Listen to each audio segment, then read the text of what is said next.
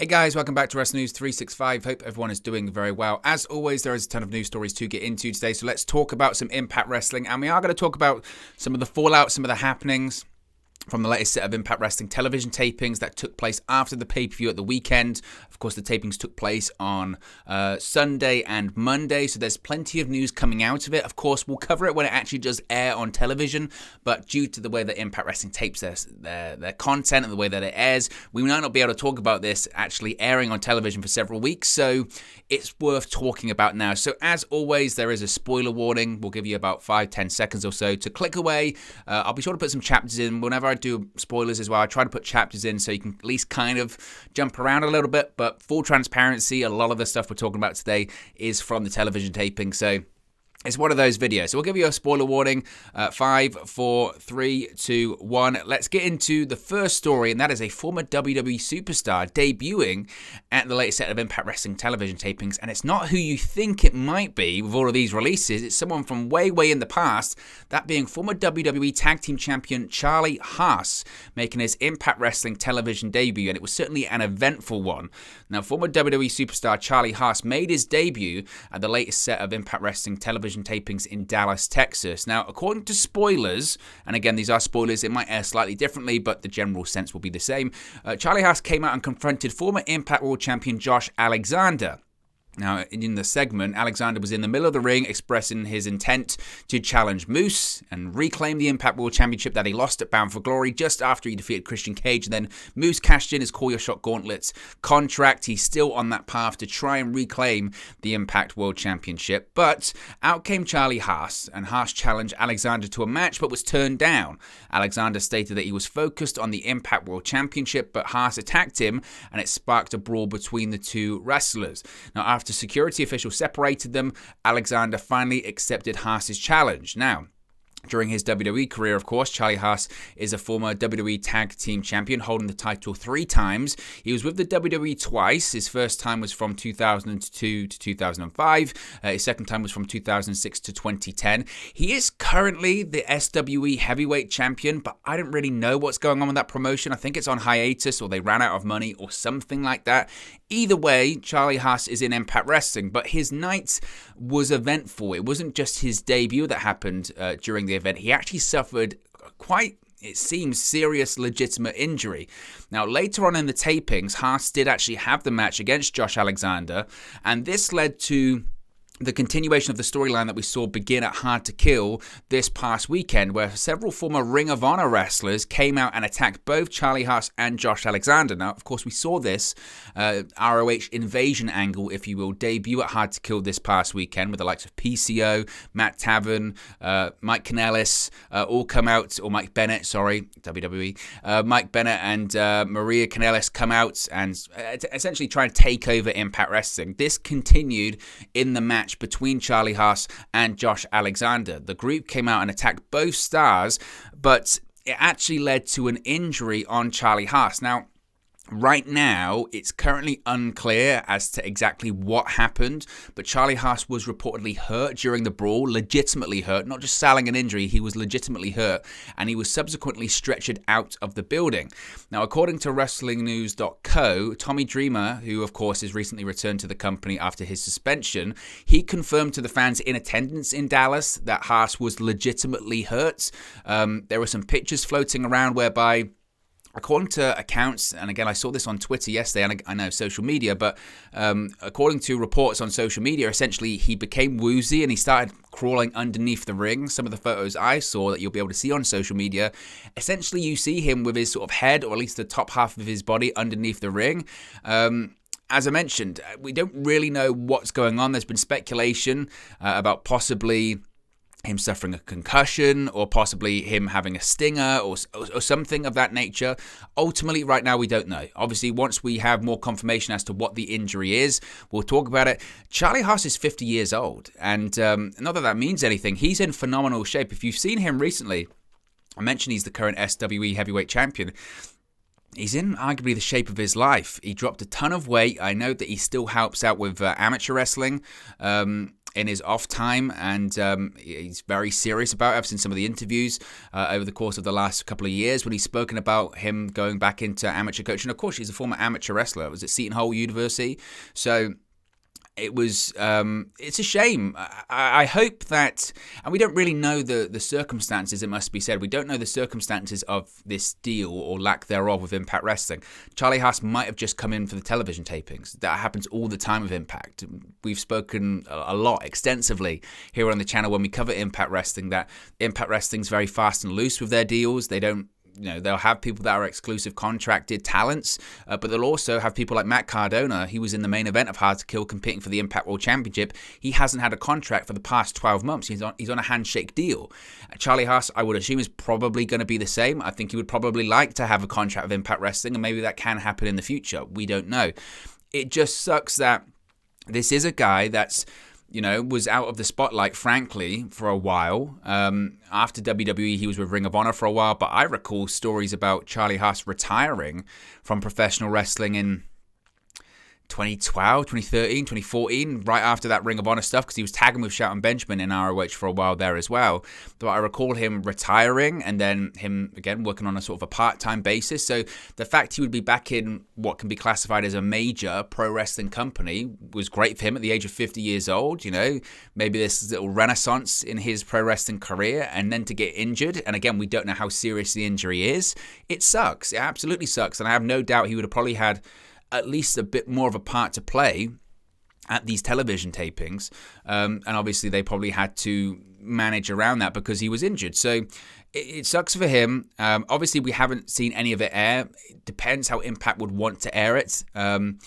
By all accounts, when he was down with the injury and he was sort of crawling underneath the ring, the angle was still ongoing. So the people in the ring weren't actually aware of him being injured at the time. So we'll see what happens, how it airs. We'll see what happens when it comes to if Impact Wrestling want to address this, whether on social media or whether on an upcoming episode of Impact on Access TV. We'll have to wait and see. Ultimately, if we just want to focus on Charlie Haas in Impact Wrestling, I was a huge Charlie Haas fan in the early 2000s, right? Team angle is an angle, pun intended, that should have lasted way, way longer. Team angle's crazy when you think about it. It was an angle that actually lasted, 5 months, 6 months, if that. It really did not last long at all. It was shocking, actually, how little it actually lasted, and it's still recalled fondly to this day. And then his work, obviously, with Shelton Benjamin, world's greatest tag team. He's a very good wrestler. He's a very good wrestler. Always his issue was personality and promos and all that kind of stuff. But if Charlie Haas is even half the wrestler he used to be, and like I said, he's in great shape right now, a match against Josh Alexander, I'd be interested in it. Sure, I'd be interested in it. I don't know, as I mentioned, what Charlie Haas's long-term future looks like in Impact Wrestling, and thinking about other names he could possibly face off against, I don't know. But good for him. Good for him. And like I said, fingers crossed the injury isn't that bad. But it sucks. Of course it sucks. Big opportunity in a major company, first one in several years, and he gets what looks to be a concussion or something of that nature. That sucks. So fingers crossed he recovers soon, and we'll watch closely what happens when it comes to his Impact future. As I mentioned, if we get any more news on his injury or his future with Impact, we'll talk about it here, of course, on the channel. Now, another spoiler warning here. Just in case you saw that first story there and thought, yeah, actually, you know what? Maybe it was too much. Maybe it was too much of a spoiler. We'll give you 5 more seconds to jump out. 5, 4, that's 3, 4, 3, 2, 1. We'll talk about a big title change, yes, at the latest set of Impact Wrestling television tapings. And again, it's not the title you're thinking of because it's not even an Impact title. The Ring of Honor Women's World Championship changed hands. A lot of ROH influence at the latest set of TV tapings, not just with the invasion of these former Ring of Honor wrestlers, but also with the ROH Women's World Championship changing hands. And as you can see right there, Deonna Purrazzo is once again a dual champion. She's the AAA Women's Champion, but also she is the new Ring of Honor Women's World Champion. Now, Purrazzo became the new champion by defeating Roxy at the Impact Wrestling television tapings in Dallas on Sunday. Now, Ian Riccoboni and Matthew Rewald were on commentary for the match, similar as Riccoboni was for the ROH World Championship match at Hard to Kill. Now, the title change makes Purrazzo only the second Ring of Honor Women's World Champion in history. Roxy, of course, became the inaugural champion by defeating Miranda Elise in the finals of a 15-woman tournament back at Death Before Dishonor on September 12. Now, Purrazzo has not worked for Ring of Honor since losing to Kelly Klein at the May 13, 2018 ROH TV tapings. Before Sunday's taping, Roxy had just had 4 title defenses since winning the title back in September. This is, I guess, a continuation, as I mentioned, of this Ring of Honor versus Impact Wrestling storyline that began at the Hard to Kill pay-per-view on Saturday, where the Ring of Honor Rogue Group, as I mentioned, PCO, the OGK, Vincent, attacked several Impact Wrestling stars following the 10-man hardcore war. As I mentioned, that storyline does continue at the latest set of television tapings. We'll probably get into that tomorrow. I don't want to spoil you too much in one video, or ruin, shall we say, or spoil the events of the latest set of Impact Wrestling television tapings more.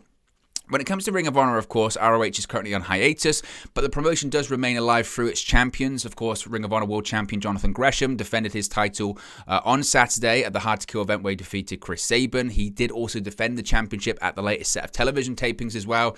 This match between Purrazzo and Roxy was actually set in place at the Final Battle pay-per-view back in December. Of course, Roxy had a match. Out came Deonna Purrazzo and basically said, I want to do a champion versus champion match, winner takes all.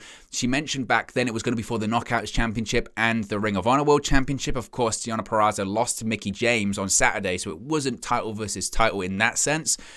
I think this is smart. I think this is smart for several reasons. One, Roxy might not actually be, well, she's not a Ring of Honor contracted talent anyway now because none of them are, but she might not be affiliated with Ring of Honor in general for that much longer. She might not be a free agent for that much longer because, of course, she was at the recent WWE tryout. So there's a real possibility that Roxy could be going to WWE in the future. So if you are Ring of Honor, you're thinking, right, they did announce their Supercard of Honor event that's going to be happening in April. So they are obviously coming back.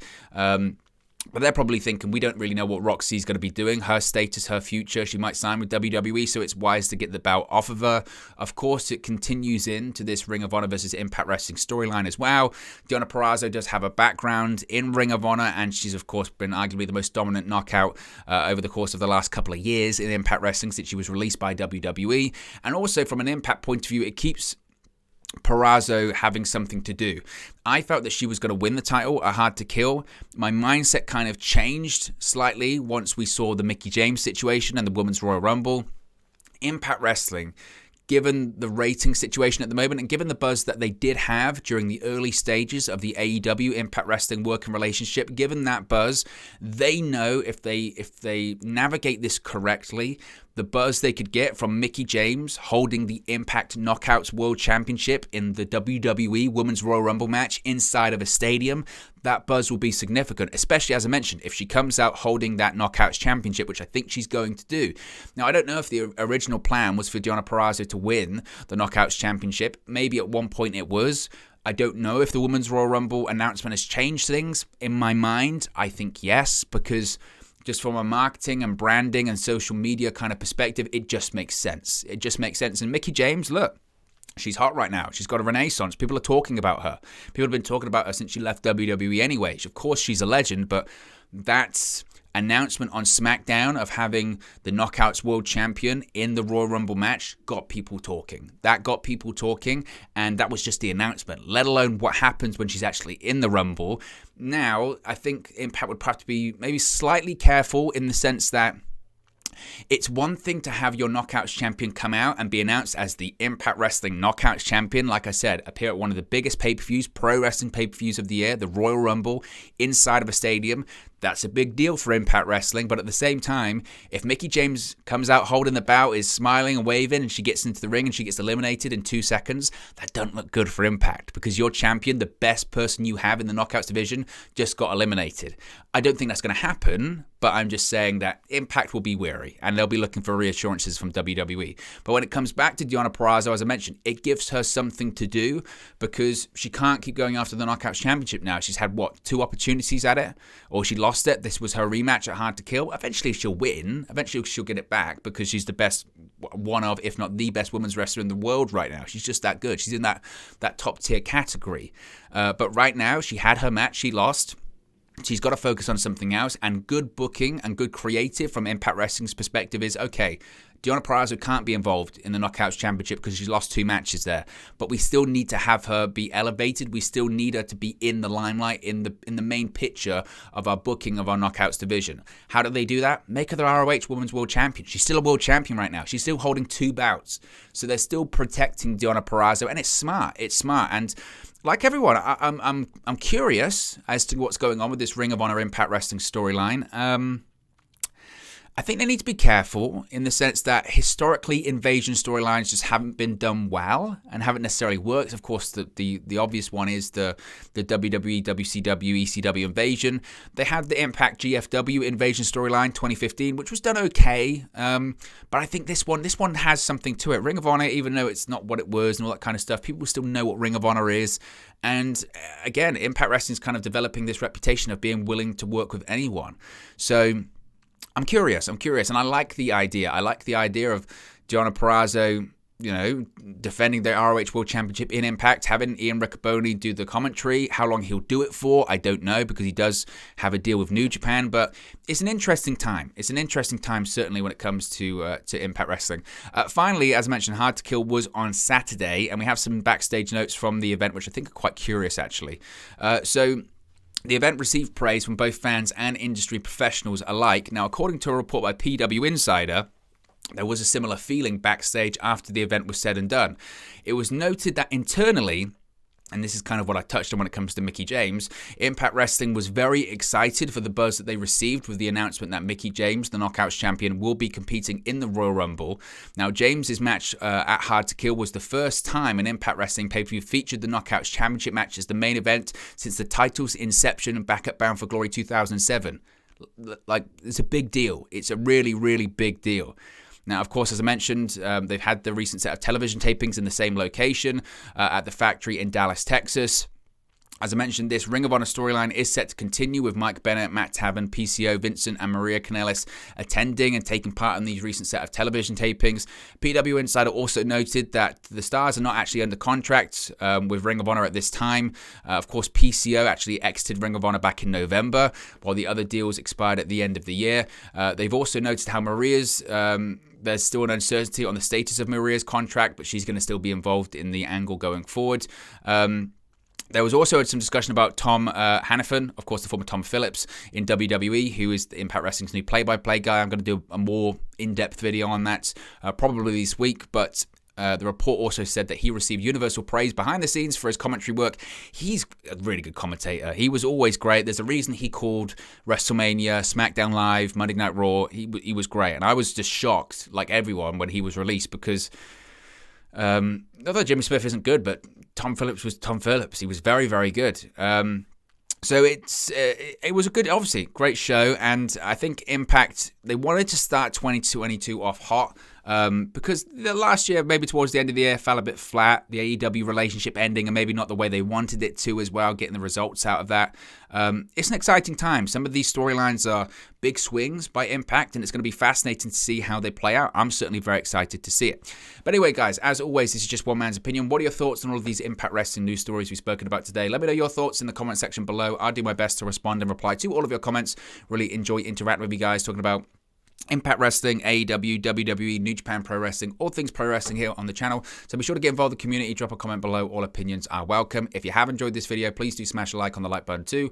Really does help us out here on YouTube, gut the rankings, and get into people's recommendation feeds if they haven't seen our videos previously. But most importantly, if you haven't already, please do subscribe to Wrestling News 365. You can do that by clicking the bottom right-hand corner of the screen right now. Or if you wait a few seconds, there'll be a subscribe button at the end of this video, along with another video for you to watch. Thank you very much for watching, listening, streaming, or have you come across this video today, and I'll speak to you again very, very soon.